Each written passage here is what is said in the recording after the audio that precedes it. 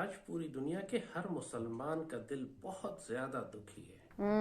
अब ये बहस बेकार है कि ये कुदरती आफत थी या हार्प के जरिए जलजला लाया गया है।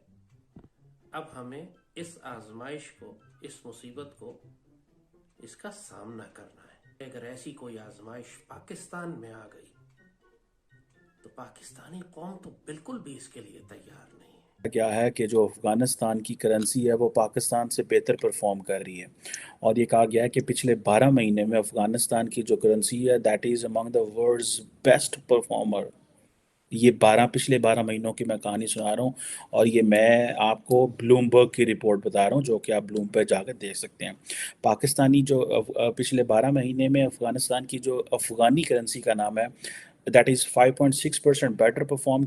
आपको वो पैसे मिलते हैं, आप ही मांगते हैं, आपको मिलते हैं, मगर आप उससे ज़्यादा खर्चते हैं। एक तरफ दुनिया में कहीं पर भी कुछ भी हो जाता है, वहाँ पर पाकिस्तानी क्या चश्मा लगाते हैं, क्या जहाँ पर हुआ है वो एक इस्लामिक देश है, सबसे पहला चश्मा होगा। अगर नॉन इस्लामिक है कुछ भी गलत नहीं हुआ, तब कुछ भी गलत नहीं है। इस्लामिक है तो गलत बोलेंगे। अब इस्लामिक में भी ये देखेंगे वो इनका दोस्त इस्लामिक देश है कि दोस्त इस्लामिक नहीं है। अगर वो शिया देश है या और कोई ऐसा देश है तो वहाँ पर भी चुप हो जाएंगे। अगर देखेंगे कोई सुन्नी देश है जहाँ पर जो इनकी आजकल उनको भीख नहीं दे रहा, वहाँ पर भी ये चुप हो जाएंगे, वहाँ पर उनको गरियाएंगे। ये सब आदतें लगी रहती हैं। आज इनके यहाँ पे खुद में आफत आई है, खुद पे इनके यहाँ पे अगर आप देखो बाढ़ ने तबाही मचा दी, महंगाई ने सब कुछ खत्म कर रखा है, और दुनिया की इतनी विश्वस्त एजेंसीज ऐसा बोल रही हैं कि अगले 10 से 12 दिनों में पाकिस्तान में भी ऐसा कुछ भूकंप आ सकता है। भले ही इतना लेवल का नहीं, लेकिन फिर भी इतना काफ़ी है पाकिस्तान को काफ़ी नुकसान पहुंचाने में काफ़ी। तो पाकिस्तान का होगा क्या? पहले ही पाकिस्तान इतनी समस्याओं से जूझ रहा है, उसमें अगर ये भी चीज़ हो जाती है तो क्या परिणाम होंगे, ये सोच करके आज पाकिस्तान में डिप्रेशन के मरीज बहुत ही ज़्यादा करोड़ों में बढ़ गए हैं। इंडिया में आज भी चल रहा है। इंडिया वाले जो की जंगी तैयारियां हो रही हैं भारत की, जो पाकिस्तान के खिलाफ ही करना चाहते हैं, वो अपनी पूरी कौम को जो तैयार कर रही है, जो नई इन्होंने स्कीम अग्निवीर की निकाली है, ये हजारों लाखों नौजवानों को जंगी तरबियत देकर वापस अब तो 4-4 साल की सर्विस है फौज में लेकर आए हैं। लाखों की तादाद में इनको 4 साल इनको फौज में ट्रेनिंग करवाएंगे और उसके बाद दोबारा माशरे में भेज देंगे। पूरी दुनिया के हर मुसलमान का दिल बहुत ज्यादा दुखी है। तुर्की से जो मनाजिर और शाम से जो मनाजिर बाहर आ रहे हैं, अब ये बहस बेकार है कि ये कुदरती आफत थी या हार्प के जरिए जलजला लाया गया है। अब हमें इस आजमाइश को, इस मुसीबत को, इसका सामना करना है। लेकिन ज्यादा चीज जो मुझे खौफ दिला रही है वो ये कि अल्लाह ना करे अगर ऐसी कोई आजमाइश पाकिस्तान में आ गई तो पाकिस्तानी कौम तो बिल्कुल भी इसके लिए तैयार नहीं है। हमने इससे पहले यूक्रेन की जंग भी देखी, उससे पहले शाम और इराक और लिबिया और यमन को भी हमने देखा, जहां पूरे पूरे मुल्क खंडर बना दिए गए, लेकिन हमने कुछ नहीं सीखा उससे। अब ये कुदरती आफत एक आई है जलजले की, और बिल्कुल ऐसा लगता है जैसे वहां एटम बम फाड़ा गया हो। पूरे पूरे शहर फ्लैट हो गए, हजारों लाखों लोग मलबे तले दबे हुए हैं या बेघर हो गए। एक कयामत आ गई। पूरी दुनिया से मुसलमान या दूसरे लोग भी आकर वहां उनकी मदद करने की कोशिश कर रहे हैं, लेकिन असल काम तुर्की के लोगों ने खुद करना है। लेकिन जैसे हमने कहा कि जो अहम बात है, जो चीज मुझे बहुत ज्यादा फिक्रमंद करती है, कि हम पाकिस्तानी तो इस किस्म के किसी आजमाइश के लिए तैयार ही नहीं है। अल्लाह ना करे, अल्लाह ना करे अगर कोई इस तरह का जलजिला आता है। पिछली दफा भी 2005 में जलजिला आया था, 2006 में जो भी, तो पाकिस्तानी कौम तो उसके लिए तैयार नहीं थी। होना ये चाहिए था कि उसके बाद हम पूरी कौम को जंगी बुनियादों पर, अपने नौजवानों को खास तौर पर सिविल डिफेंस की तरबियत देते, मेडिकल फर्स्ट एड की तरबियत देते, सर्वाइवल कैपेबिलिटी उनकी डेवलप करते, उनको तैयार करते, तरबियत याफ्ता बनाते, कौम को मुनज़्ज़म करते, डिसिप्लिन करते कि आइंदा अगर ऐसी आजमाइश हुई तो हम बहैसियत एक कौम, हमें किसी से बाहर से मदद लेने की ज़रूरत होनी नहीं चाहिए। पाकिस्तान की लीडरशिप को ये कहा है कि आपने अगर कोयला पाकिस्तान अफ़गानिस्तान से मंगवाता है तो उन्होंने कहा जनाब आपने अगर कोयला मंगवाना है तो आप पाकिस्तानी रुपए में बिडिंग नहीं कर सकते, आपको डॉलर में बिडिंग करनी पड़ेगी। This is what the Afghans have been telling. अब ये इमेजिन कर लें, और वो कहते हैं कि अगर आपने लीगल टेंडर करना है अफगानिस्तान में तो उसका वजह क्या है? आप इनकॉम्पिटेंट हैं।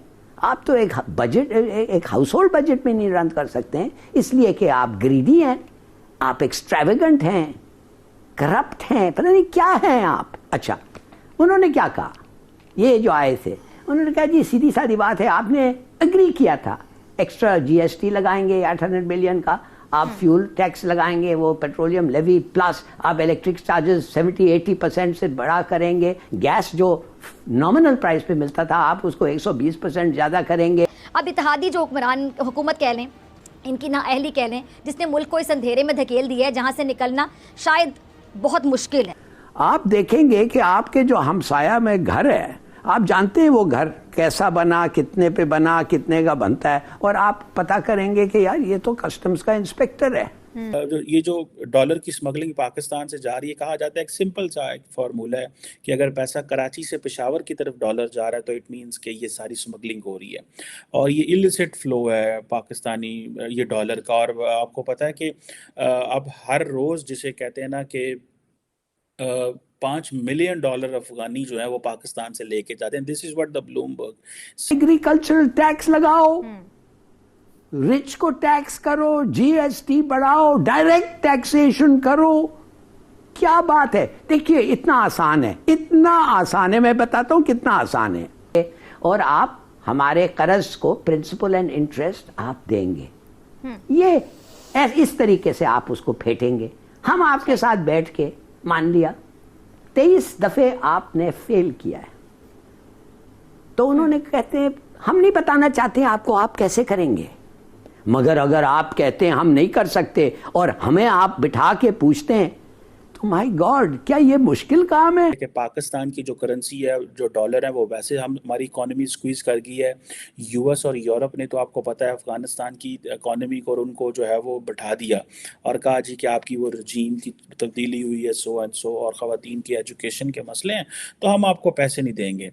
23 टाइम्स आपने कहा है सॉरी हम कर नहीं सकते। क्यों नहीं कर सकते? आपका विल नहीं है, आप करप्ट हैं, आप ग्रीडी हैं। तो आप कहेंगे इसको पूछो तो सही, उसको पूछो, अगर वो ठीक से जवाब दे दिया फाइन, अगर वो जवाब नहीं दिया जैसे ली क्वान यू कह रहा था, जैसे चीनी कहते हैं, तो आप उसको ले जाएं और कहें कि आपने you have caused a loss to the state 14 lakh से ज्यादा, लिहाजा उसका सजा है मौत। आप समझते हैं कि अगर 5 लोगों को ऐसे आप उड़ा दें, टॉप पीपल, आप मुझे बताएं कितने लोग चोरी करेंगे। और प्रोजेक्ट्स भी ऐसे लगाए जिनमें शो ऑफ नजर आता था, ऐसी चीजों पे पैसा लगाया कौम का, लॉन्ग टर्म रिफॉर्म्स नहीं किए, कुछ जल्दी से पुल बना दो, जल्दी से सड़क बना दो जो जिस पे ताली बच जाए, फतह का फीता कट जाए। सर ये हुआ तो है सर माजी में। विश्व भर की विश्वस्त एजेंसीज ने, एक नहीं अनेकों ने, पाकिस्तान को साफ वार्निंग दे दी है। तुर्की में जिस तरीके से भूकंप आया है वैसे ही भूकंप आने के बहुत ज़्यादा चांसेस पाकिस्तान के अंदर हैं, वो भी अगले 10 से 12 दिनों में। अब ये 10 से 12 दिनों में पाकिस्तान में यदि इतना बड़ा नहीं छोटे स्तर का भी भूकंप आ जाता है तो पाकिस्तान का इंफ्रास्ट्रक्चर झेलने लायक नहीं है।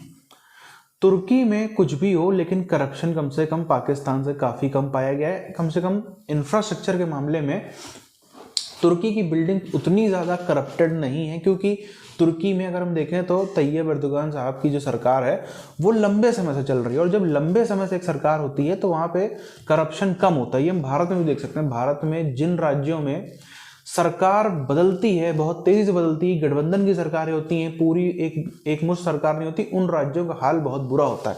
जहाँ पर भले ही सीएम एक रहे या सरकारें बदलती रहें, गठबंधन बदलते रहें, हर कोई अपना अपना मौका हाथ साफ करके जा रहा है, या सरकारें हर कुछ दिनों में बदल रही, पूरा 5 साल नहीं, उन राज्यों का हाल बहुत ही ज़्यादा बुरा होता है। हमने साफ तौर पर देखा। वैसे ही पाकिस्तान के साथ में भी है। पाकिस्तान में किसी भी प्रधानमंत्री ने 5 साल पूरे नहीं किए और एर्दोगान साहब ने इतने टर्म पूरे कर लिए अपने। तो ये सब सामने है। पाकिस्तान इसका आधा भी झेल नहीं सकता। पाकिस्तान में समस्या बहुत बड़ी आ जाएगी और पाकिस्तान में जो है वो झेलना भी नहीं जाएगा और उसके बाद इनकी कोई मदद करने भी नहीं आएगा। हालांकि इसमें हमारे भारत के भी कुछ हिस्से हैं, क्योंकि पहली बात तो भारत और पाकिस्तान अगल ही बगल हैं, कोई बहुत दूर नहीं, तो यहाँ पर भी झटके देखने को मिल सकते हैं अगर इन एजेंसीज की बात सही होती है तो। खास तौर पर जो पाकिस्तान से बॉर्डर एरियाज हैं वो, और पश्चिम बंगाल और असम के कुछ इलाकों में भी ऐसी संभावनाएं देखने को मिल सकती हैं। तो इन चीज़ों के चलते भारत को भी थोड़ा सा देखना चाहिए। मगर पाकिस्तानी अभी टेंशन में है कि हम वहाँ पे तो इन्होंने 1-2 जहाज भेजे हैं, 1-2 जहाज इनकी मदद उड़ के गई है, उसमें क्या मदद गई क्या नहीं, वहाँ पहुँची कुछ नहीं पहुँची। तुर्की की तरफ से अब तक कोई थैंक यू तो इनके लिए आया नहीं। अब बाई चांस यहाँ पे कुछ हो जाए तो इनकी मदद आखिर दुनिया में करने कौन आएगा, ये बहुत बड़ा सवाल है।